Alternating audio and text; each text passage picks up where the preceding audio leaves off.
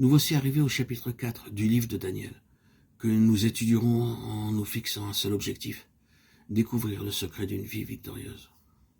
Apparemment, le plan de Dieu consiste à appeler un petit nombre d'hommes afin de les préparer, d'en faire des vainqueurs, puis de les utiliser pour déjouer tous les stratagèmes de l'ennemi et le mettre ainsi en déroute.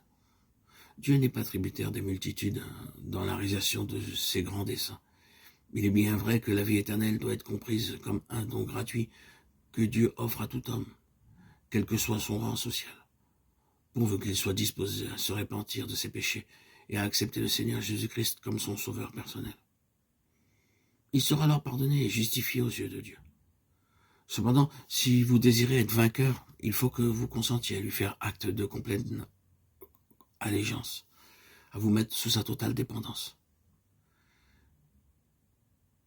et à demeurer sous son autorité complète, seigneuriale, royale, en ce qui concerne chaque détail de votre vie et de votre ministère.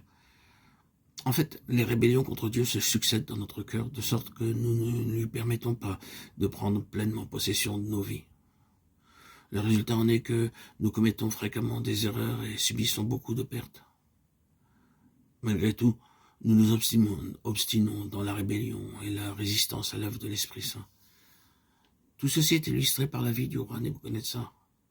Le verset 37 de ce chapitre 4 au livre de Daniel relate comment il glorifia, exalta et honora le roi du ciel. Toutefois, il fallut qu'il endure 7 années de punition avant d'en arriver là, avant de comprendre la puissance et la grandeur de Dieu. Ce monarque savait que le Tout-Puissant l'avait choisi pour être l'instrument du jugement exercé à l'encontre de la nation juive. C'est ainsi qu'il put conquérir la Palestine et emmener tous les Juifs en captivité à Babylone. Il savait aussi que par lui-même, il n'en aurait pas été capable.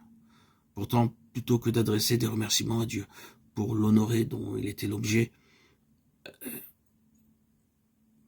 l'honneur qui lui était dû, le monarque devint pourtant hautain et arrogant. Peut-être en est-il de même pour nous. Il se peut que Dieu nous utilise à son service pour annoncer l'Évangile et gagner des âmes. Nous n'irons guère que par nous-mêmes, nous sommes impuissants. Or, plutôt que de rendre gloire à Dieu, nous devenons orgueilleux et commençons à nous glorifier nous-mêmes. Ainsi, le roi Nebuchadnezzar déclara avec hauteur, « J'ai accompli toutes ces choses par ma puissance. » Combien son aveuglement était grand. Dieu lui avait parlé par des signes et des prodiges, cependant son égarement demeurait total.